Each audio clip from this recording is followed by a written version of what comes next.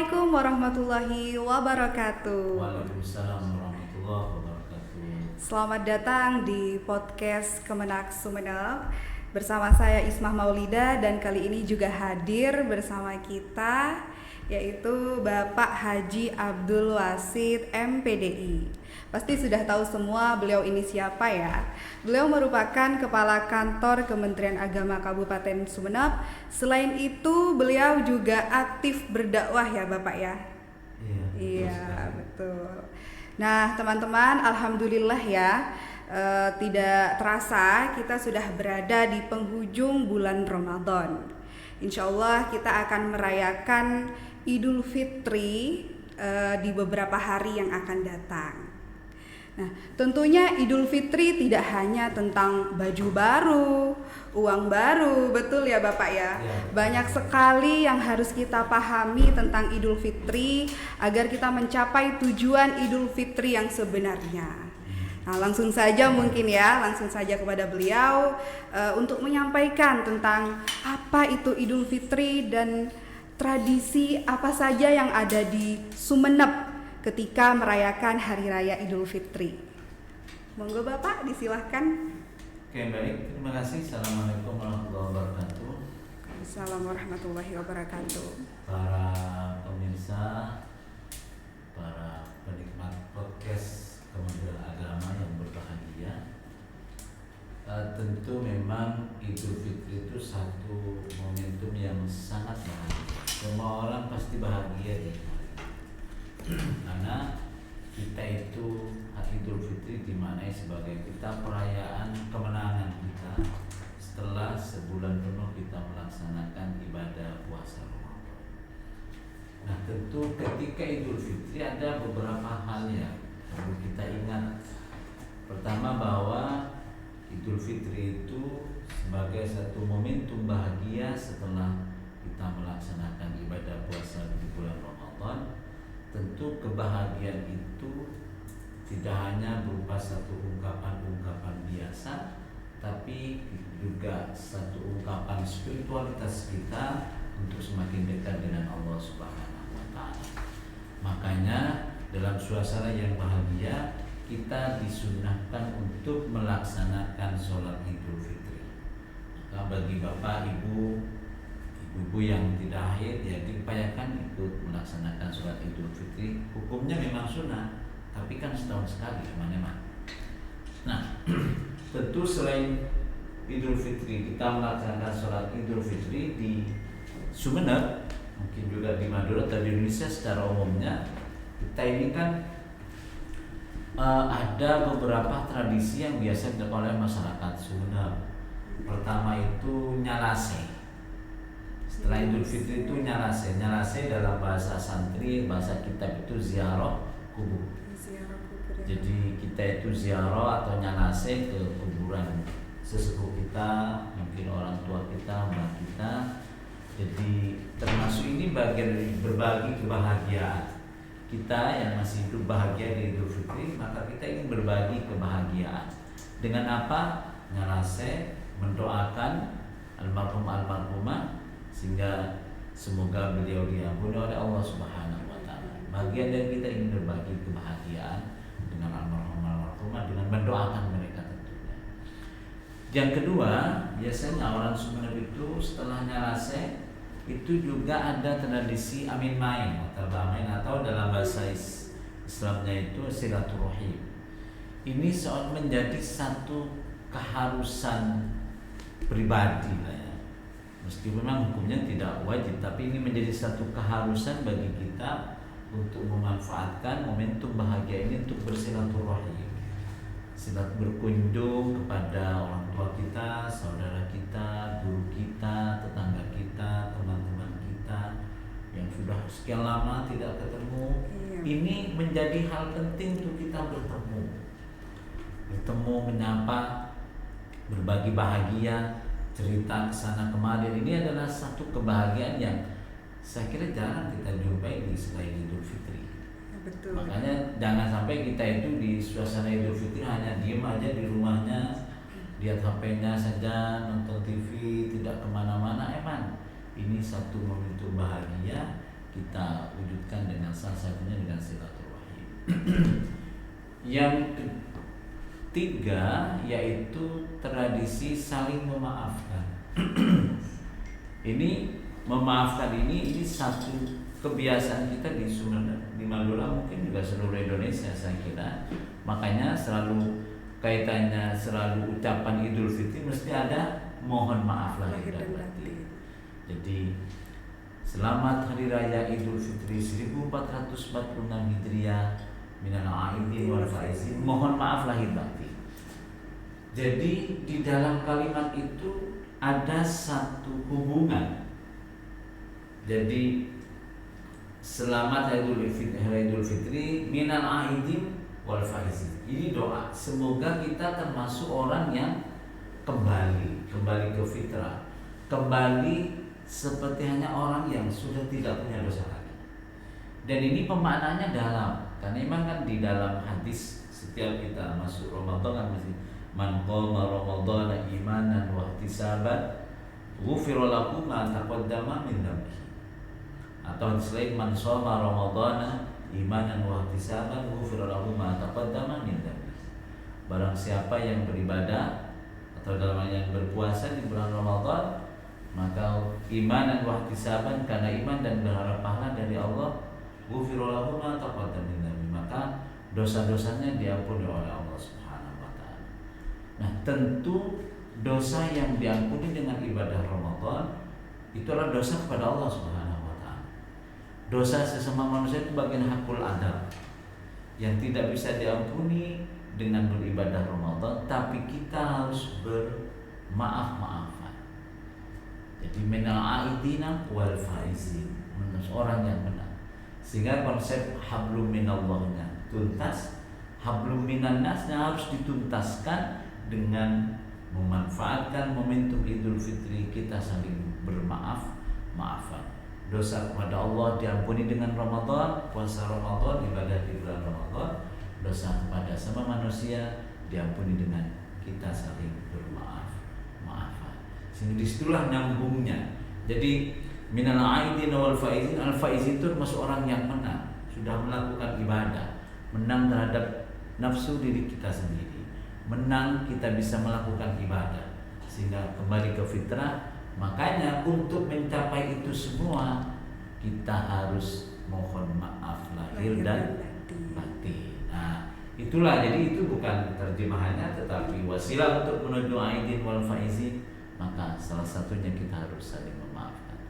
Tradisi yang terakhir yang sering kita juga ada di Madura, mungkin juga di Indonesia juga, kita ada tradisi bersedekah.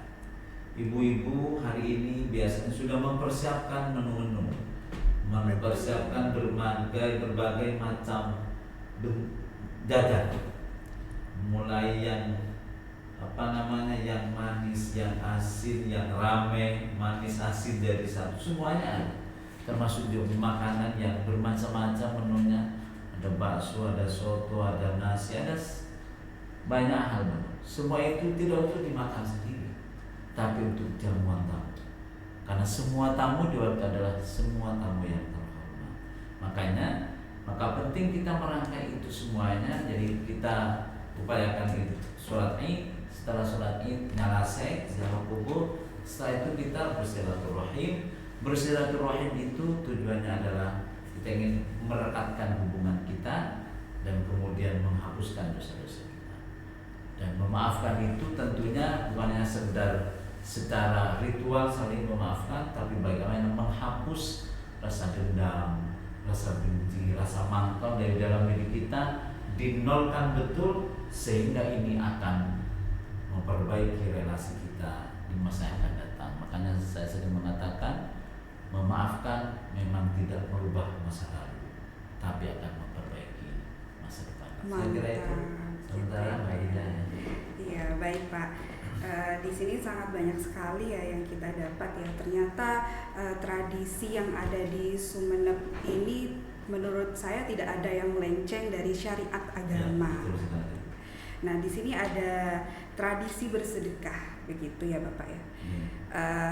Tentunya kita tahu bahwa masyarakat tidak semuanya punya. Dalam artian mohon maaf, ada sebagian yang tidak mampu. Begitu Bapak. Jadi bagaimana solusinya jika misalnya ada yang bersedih hati? Aduh, pengen nih, kalau dalam bahasa Madura itu biasanya ater-ater gitu ya Pak ya, kalau lebaran gitu, atau menyediakan hidangan untuk tamu, kue kering dan segala macam. Bagaimana caranya untuk mengatasi hati-hati yang galau karena mohon maaf ya, ada sebagian yang misalnya kurang mampu gitu Pak. Jadi untuk merayakan Idul Fitri tapi dengan tradisi sedekah yang bagaimana enaknya gitu, gimana Pak? Baik. Terima kasih. Jadi memang kebahagiaan itu tidak bisa dinikmati sendiri, tapi kita akan semakin bahagia dengan kita ingin mau berbagi. Berbagi kebahagiaan itu tentu banyak wujudnya, terutama pada tetangga dan saudara dekat. Jangan sampai kita bahagia tapi satu sisi kita egois, bahagianya sendiri, tidak berpikir dengan tetangga kita, saudara kita. Makanya dalam tradisi kita itu kan biasa ada kebiasaan berbagi di akhir Ramadan kan? Iya, betul. Di bahasanya ada THR, sehingga bentuknya ada sarung, kadang kita ngasih uang, kadang kita ngasih beras, selain zakat lah ya, kadang kita ngasih apa saja yang menjadi kebutuhan tetangga-tetangga kita terdekat, sehingga semuanya bisa bahagia bersama. Jadi ada yang atar-atar nase pagi hari, kadang malam harinya, malam Idul Fitrinya, kadang pagi hari sebelum sholat Id, itu sudah atar-atar kita antar makanan ke tetangga kita, ke saudara kita, kadang juga tetangga kita juga seperti itu. Ini saya kira satu tradisi yang baik di masyarakat kita, mentradisikan sedekah, meskipun memang ya tidak harus hanya Idul Fitri, tetapi momentum Idul Fitri ini juga semakin kita kuatkan untuk berbagi, sehingga kita bahagia, saudara kita juga bahagia, tetangga kita juga bahagia. Jadi sepertinya semua akan merasakan kebahagiaan. Betul. Di momen Idul Fitri ya. Betul. Tentu kita bagi teman-teman yang lebih mampu, jangan hanya berbahagia sendiri, namun juga sharing kepada tetangga atau sanak keluarga kita yang kurang mampu, sehingga kebahagiaan kita menyeluruh dan bermanfaat. Ya. Betul begitu ya Bapak ya. Begitu. Pertanyaan terakhir ya Pak ya. Oke. Perbincangan terakhir mungkin ya. Nah, tadi juga ada ini Pak, silaturahim sambil membawa-bawa gitu. Nah, apakah itu menjadi suatu kewajiban ketika di momen hari raya memberikan hadiah ketika kita bersilaturahim? Apakah itu menjadi suatu kewajiban atau dianjurkan dalam agama? Baik. Jadi silaturahim itu kan satu kesunahan sendiri. Memberikan hadiah itu juga satu kesunahan yang baik. Tetapi kemudian jangan sampai ketika kita silaturahim tapi lebih berat ke hadiahnya. Kalau di Madura kan pasti ketika. Iya, betul sekali. Kalau kita silaturahim tidak bawa hadiah, tidak bawa apa-apa, kemudian menjadi berat untuk silaturahim. Ini jangan sampai. Betul, Pak. Jadi substansinya pada silaturahimnya, bukan pada hadiahnya. Sehingga, nah ini yang harus mulai kita semacam rethinking lah, kita pikirkan ulang tentang tradisi membawa-bawa itu kan, jadi tradisi membawa hadiah. Jadi yang paling pokok satu pada silaturahimnya, yang kedua pada saling memaafkannya. Karena kalau tidak ketemu kayaknya kurang enak. Baik pun mungkin ya bagi yang jauh, tapi bagi yang dekat alangkah lebih kalau kita ketemu langsung. Jadi silaturahimnya, kemudian bermaaf-maafannya, sehingga dan itu harus terus kita jaga. Nah, untuk yang tradisi bawa hadiah, bawa oleh-oleh ini, saya kira jangan sampai kemudian menjadi seolah-olah ini satu keharusan apalagi kewajibannya. Sehingga kalau kita merasa begitu, ketika tidak bawa apa-apa, kita tidak main, tak bersilaturahmi, tidak berkumpul. Karena sungkan begitu. Sungkan, nggak enak. Oh gimana ini, masa kita nggak bawa apa-apa, tambahin, tidak usah. Itu harus sudah mulai dari diri kita. Sehingga kepada siapapun kalau ini sudah yang penting silaturahimnya, dan kita yang didatangi jangan sampai menyepelekan karena tidak bawa apa-apa. Oh ini main, toh ini tidak bawa apa-apa, jangan.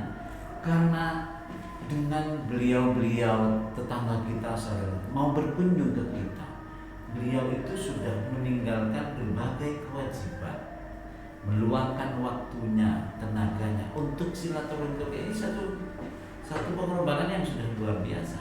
Sehingga jangan hanya dilihat pada materi yang dibawa, oleh-oleh yang dibawa, tetapi pada komitmennya untuk mempererat silaturahim dan kemudian juga menjaga persaudaraan teman bersahabat. Ini saya kira yang paling pokok. Dan yang paling penting juga siapa saja kita silaturahim. Pertama adalah orang tua kita. Jangan sampai lupa. Sebelum ke yang lain, sebelum kepada sahabat, sebelum kepada atasan, orang tua kita. Yang kedua adalah guru kita. Wabil khusus guru ngaji kita. Itu kalau dekat dengan sama itu diutamakan pertama yang kita punya, karena keduanya substansinya adalah sama-sama orang tua. Orang tua kita adalah abu jasad, guru kita adalah abu ruh, sehingga dua-duanya punya peran penting dalam hidup kita. Saya kira itu artinya.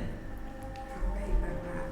Baik teman-teman, seperti itu tadi ya, banyak sekali yang kita dapatkan pada podcast kali ini, dan saya simpulkan bahwa Idul Fitri merupakan momentum kebahagiaan yang mana tidak hanya dirasakan diri kita sendiri, tapi juga orang-orang di sekitar kita. Kemudian terdapat beberapa tradisi yang ada di Sumeneb dan mungkin juga ada di daerah-daerah lainnya yang tidak melenceng dari agama. Yaitu yang pertama tradisi nyalase atau ziarah kubur, kemudian yang kedua silaturahim, utamanya kepada orang tua kita, kemudian kepada guru-guru kita. Dan yang ketiga tradisi saling memaafkan, dan yang terakhir yaitu tradisi bersedekah. Baik teman-teman, demikian obrolan yang begitu banyak faedahnya pada kali ini. Saya berterima kasih kepada Bapak karena telah bersedia ya mengisi podcast Kemenak yang pertama, dan mungkin akan banyak ke belakangnya podcast lainnya yang tentu akan lebih banyak memberikan manfaat, memberikan ilmu. Amin ya rabbal alamin. Semoga pertemuan kali ini banyak membawa manfaat. Dari saya mohon maaf apabila terdapat kesalahan. Wassalamualaikum warahmatullahi wabarakatuh.